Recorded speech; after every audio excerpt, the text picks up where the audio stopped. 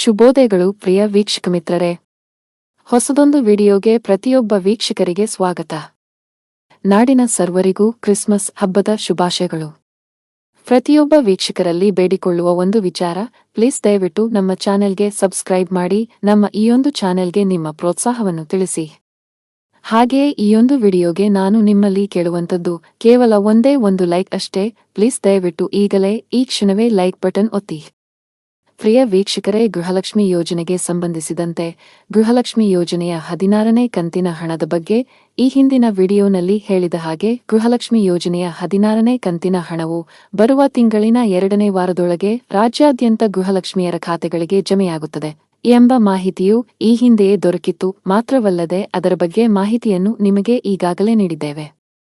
ಹಾಗೆಯೇ ಇದೀಗ ಗೃಹಲಕ್ಷ್ಮಿ ಯೋಜನೆಯ 16ನೇ ಕಂತಿನ ಹಣವು ಸಂಬಂಧಪಟ್ಟ ಇಲಾಖೆಗೆ ಬಿಡುಗಡೆಯಾಗಿದೆ ಎಂಬ ಮಾಹಿತಿಯು ದೊರಕಿದ್ದು, ಇನ್ನೇನು ಆದಷ್ಟು ಬೇಗ ಇದು ಡಿಬಿಟಿಗೆ ಪುಷ್ ಆಗುವ ಸಾಧ್ಯತೆ ಇದೆ.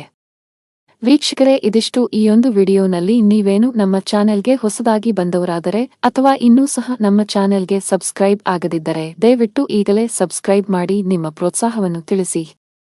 ಸಿಗೋಣ ಮುಂದಿನ ವಿಡಿಯೋನಲ್ಲಿ. ಅಲ್ಲಿಯವರೆಗೂ ಸರ್ವ ವೀಕ್ಷಕರಿಗೆ ಶುಭವಾಗಲಿ ಎಂದು ಬಯಸುತ್ತೇನೆ. ಇಂತಿ ನಿಮ್ಮ ಸಂಹಿತ ಉಪಾಧ್ಯಾಯ.